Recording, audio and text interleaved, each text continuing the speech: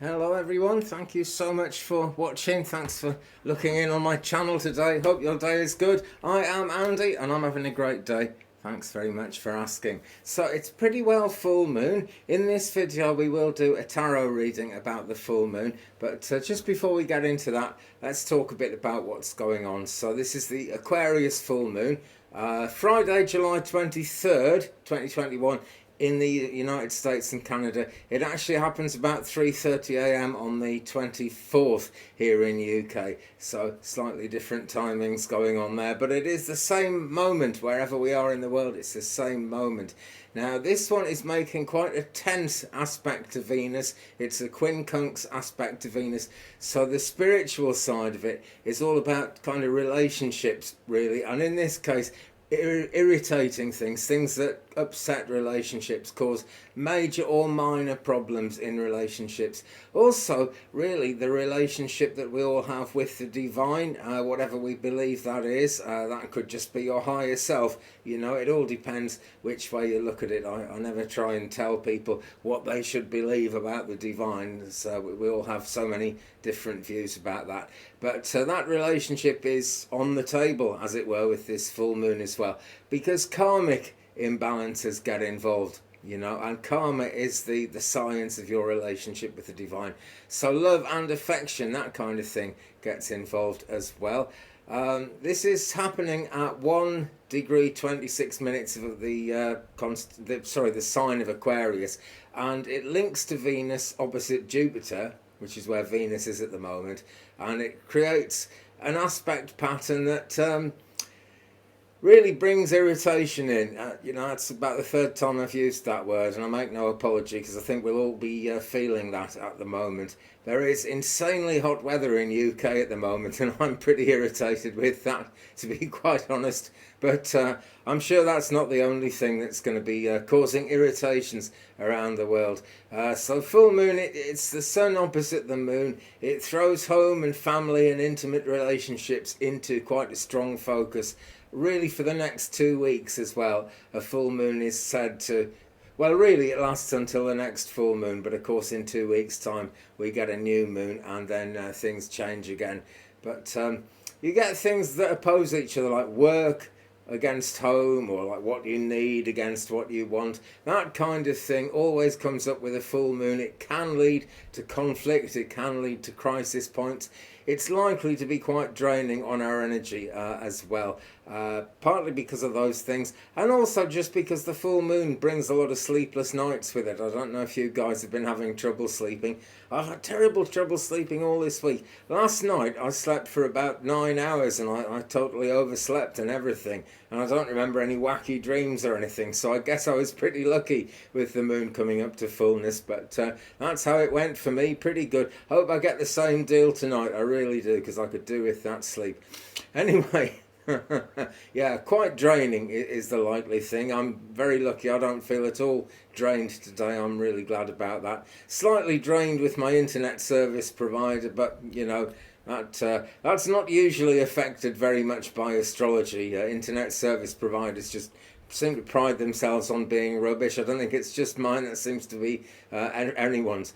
Anyway, we've got moon quincunx Venus. That is the main aspect of this full moon, and that builds up the need that we all have to feel affection, dare I say it, to feel love in our lives, as well. But as on top of that, it brings tension up between loved ones, people in relationships. That tension rises a lot because there's an imbalance involving emotional support, involving love, and we tend to find each other's behaviours and attitudes are quite annoying and quite irritating at this time. As well as that, there might be a sort of internal imbalance within the self-love, how you feel about yourself. That certainly comes into focus. Now it can become a recurring problem if we don't do something to address it.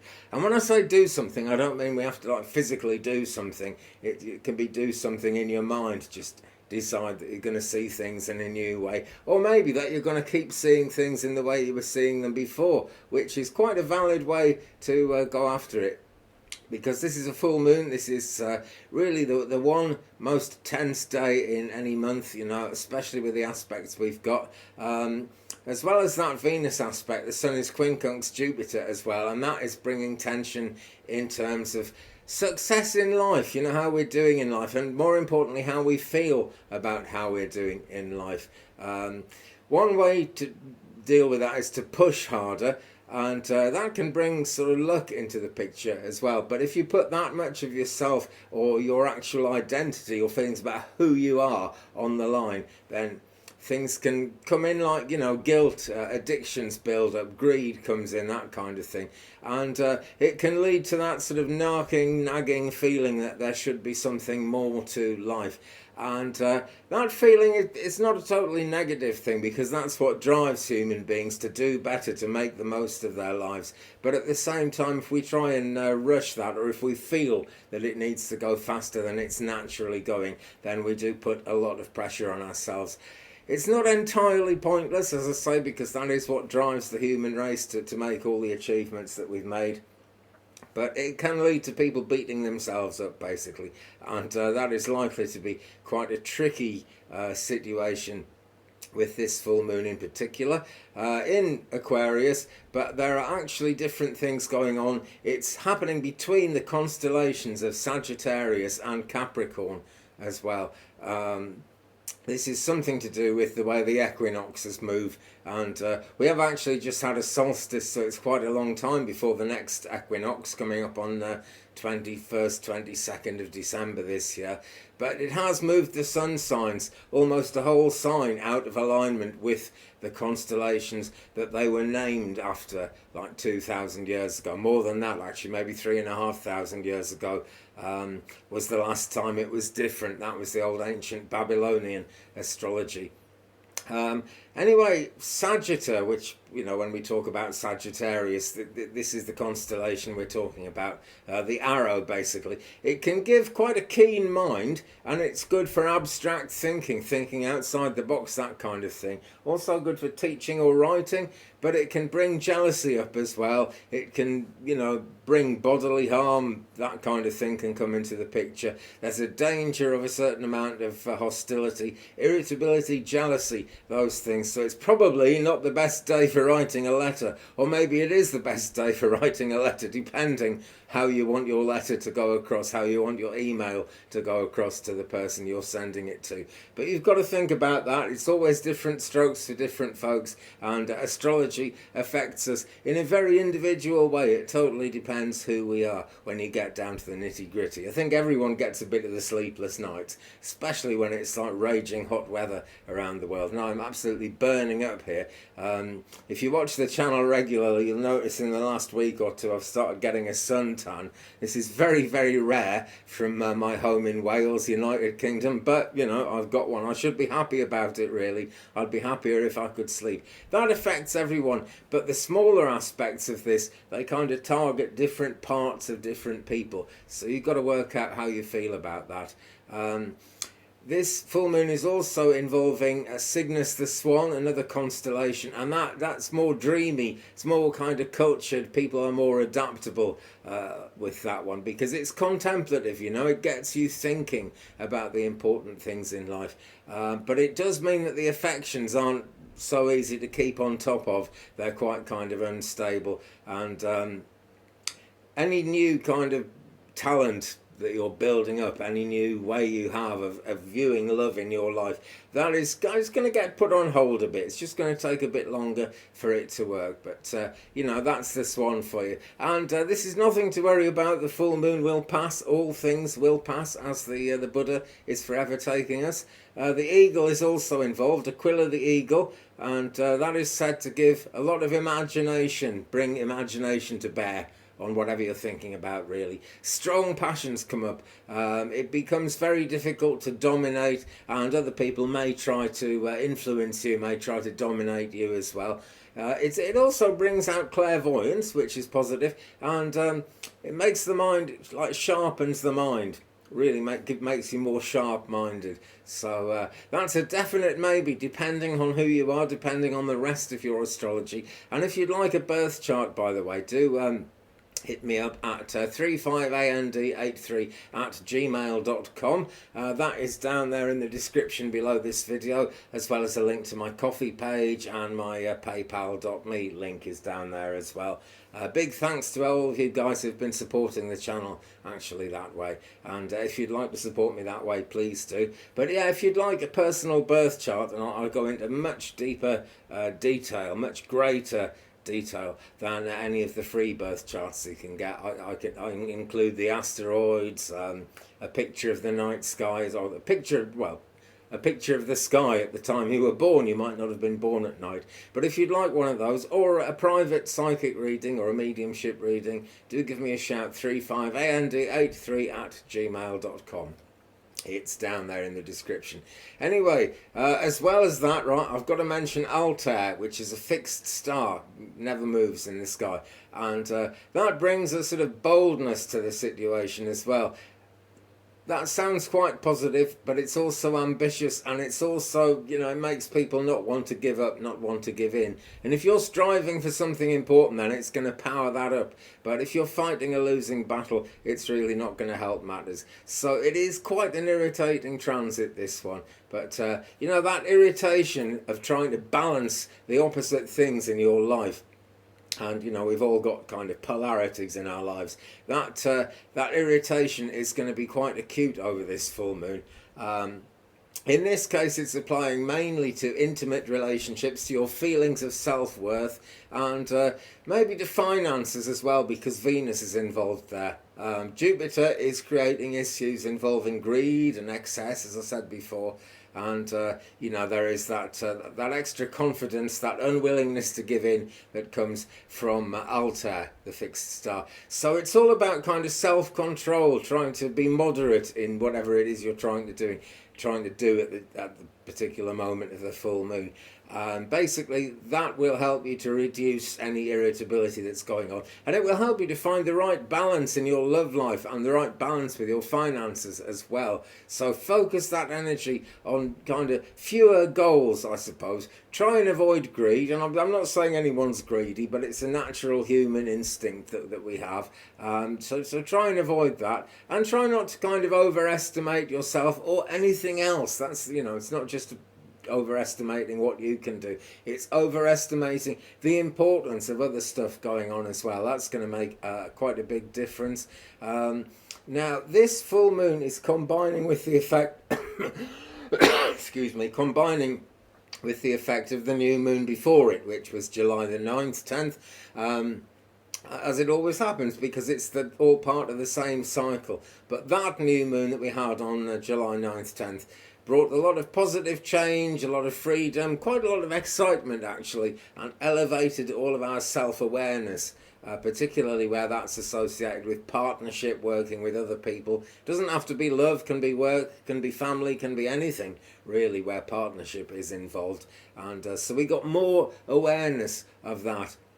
But this full moon is bringing a lot of irritation in there, and it goes on basically until the August the 8th new moon, which is another matter, another video, and we'll cross that bridge when we come to it. But there we go. That's what we're looking at in terms of the specific, the more special effects of the full moon that we're in at the present time.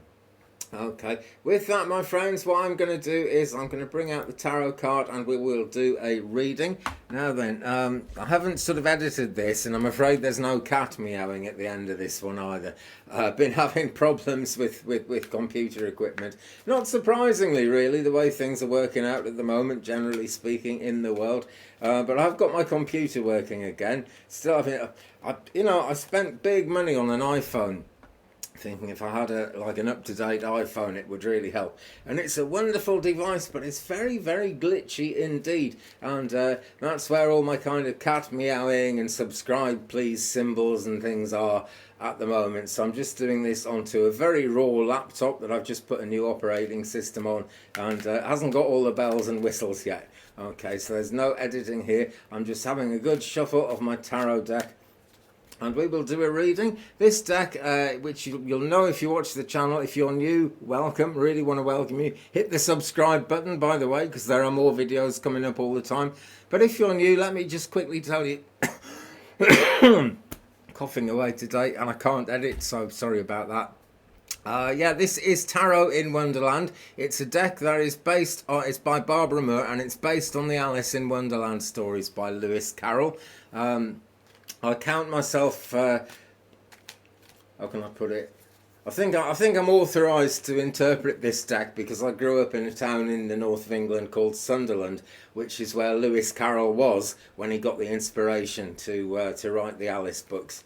In fact, I have even seen in a museum the lion which inspired the author to think of the grinning Cheshire Cat, who appears in this deck actually, or it appears in what's left of this deck after I've spilled it all over the place. So on that note, right, what we're going to do is a 5-card reading. Let me go 1, 2, 3, 4, 5. I'll show you these cards, see what vibe you get off them. Alright, and you can choose from these cards. You can pick yourselves a card, or you can pick several cards, or you can pick all 5, which I reckon is quite a wise way to do it. So we'll call this card number 1 here, card number 2, card number 3, the heart of the matter, card number 4, and card number 5. Now card number 2 is upside down at the moment, but that's no bad thing. Changes the meaning a little bit, but it does allow for more interpretation, which is coolio. So card number 1, did you pick 1, friends? If you did, here it is, and on the front of it, it is the Queen of Swords. Now then, we need to do some planning when this comes into operation.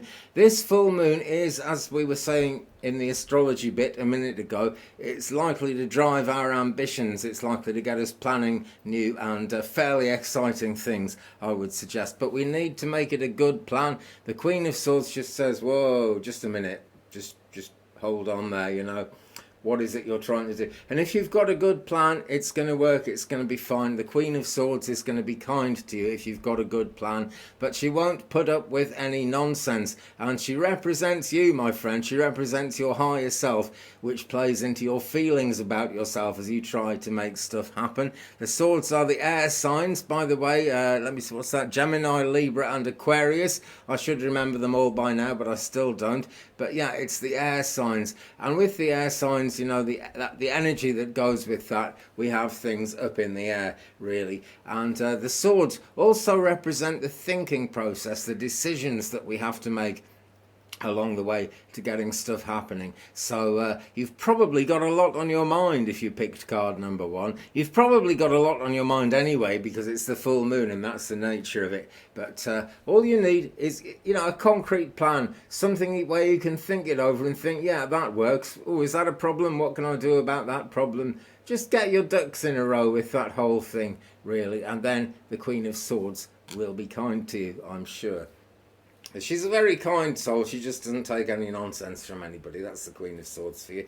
So card number 2. Did you pick this one, friends? This is upside down. I knew this because the rabbit is at the top of the card and Alice is at the bottom on the back. What we've got here is the 7 of Pentacles. So this is quite earthy. The earth signs are involved here. We've got Taurus, we've got Virgo, and we've got Capricorn energy involved with this card. And the earthiness is all about, you know, being down to earth, really. In spiritual terms, grounding yourself, in which case it's good to spend some time in nature or, you know, visualize nature around you, tune into those nature energies. I'm just going to turn it the right way up for a second so you can see what the card is all about. We've got many pentacles growing on the tree there, 7 of them in fact, hence the 7 of Pentacles, growing nicely on the tree there, so the progress is good. 3 of Pentacles is what we tend to associate with steady progress that's on its way somewhere. This is quite high in the Pentacles suit, so this shows that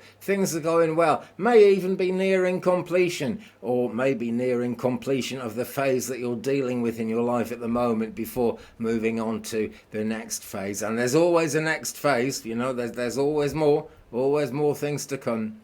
That's the nature of life, the conveyor belt of life. And that conveyor belt of life also relates to abundance, and that's what the pentacles are largely about as well, actually. And we can see here that the tree is really rather restricted. It's in a tiny hole in the ground, and so you would sort of need to spread your wings a bit. But it did come up upside down, and what I'm going to say about this lends itself to interpretation, of course.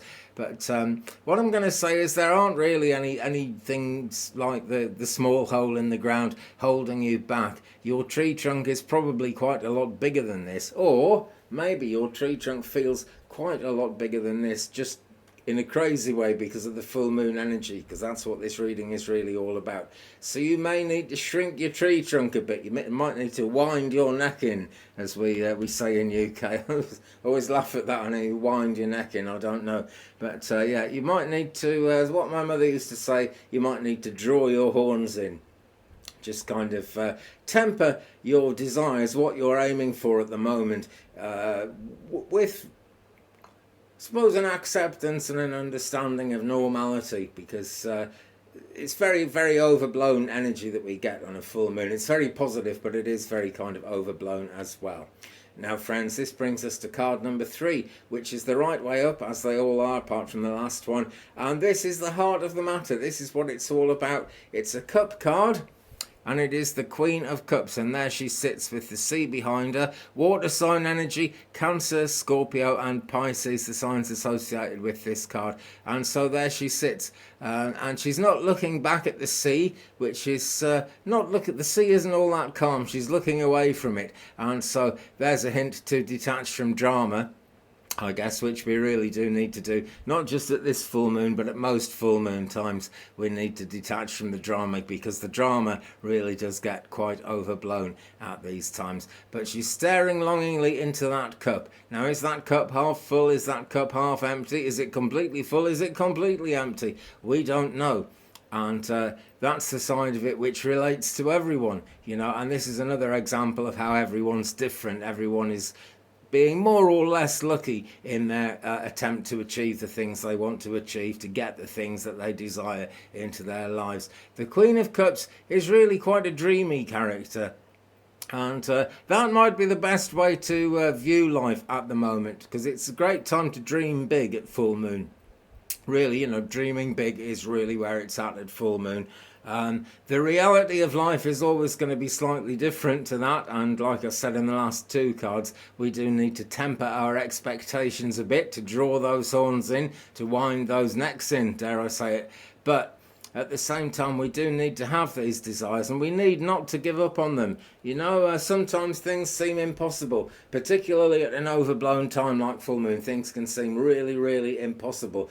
Nothing is impossible. It really isn't. But sometimes the way we're trying to achieve it is going to be hopeless, and we need to find another way to achieve it. Nothing's hopeless, there's always hope, but sometimes a particular course of action is hopeless. It's just not going to work out, and we've got to have a rethink.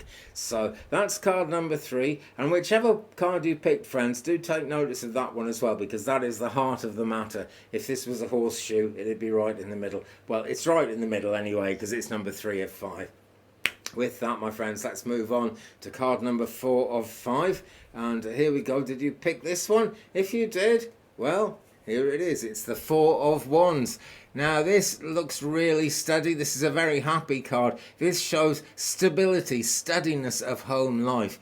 But it also shows that, everything has to be seen as quite finely balanced when we get this card. And when everything is ticking over beautifully, I think we all suspect something crazy might be coming up in the future. Let's not worry about this. But this card shows an event, and a full moon is nothing if it isn't an event. It's a big event in astrology, and it tends to create events in our lives, or synchronize itself with events going on in our lives as well. So here's Alice surrounded by her cat friends. Look, she's got 3 cats there. I've only got 2, so she is lucky. And we've got the house in the background. Nice solid roof, but look, it's a house of cards. Could easily fall down. And this ties in with the idea of there being an event, like Alice is having a party with her cats. An event, you know, where people come together. And it's important to make the most of that. It's also particularly important, if this happens to you, to be on your best behaviour where there is a gathering of people. All right, and this gathering doesn't absolutely have to happen on the full moon, but it might be something that comes into being, something we start planning at the full moon. It might be something we get the first inklings of at the full moon. In any case, be on your best behaviour when that coming together of people happens. And frankly, why not be on your best behaviour anyway, friends? It's the best way to be, obviously. That's card number 4. Card number 5 is this one. If you picked card number 5, this is yours. If you picked all 5, this is your outcome card, friends. And it's the King of Wands. And this actually speaks volumes about a full moon, particularly one where we've got irritability and that kind of thing going on, those kind of problems cropping up. Because the isn't showing you the whole picture. He's a great laugh, he loves to have a party, and he's fiery as well as his fire sign energy, Leo, Sag and Aries coming up with this one. And we have got the Sagittarius constellation involved in this full moon, and we don't get to know the whole picture, we just see this amazing party trick. He doesn't teach us how to do it, he just does it. So be aware, friends, that you probably haven't got all the details if you drew this card. There's more you need to know. So whatever you do, don't just spring into action based on the full moon energy. Take your time. I guess that's good advice for anyone, but it's most certainly the advice that goes with this card. Anyway, friends, on that note, there is our spread for full moon, July 23rd, 24th, 2021. Hope you have a wonderful full moon wherever you are. Thanks very much for watching. Do hit that subscribe button if you haven't, please, because there are more videos coming up all the time and it helps the channel massively. It really does. Thumbs up if you've enjoyed this one, guys. Look out for the live sessions which we have on Sundays and Wednesdays, 3 p.m. Central USA time and 9 p.m. here in UK. I'm going to try and do a live every Friday as well. The internet is hopeless today. I don't even know if I'm going to get this video uploaded in time, so hey, pray for me.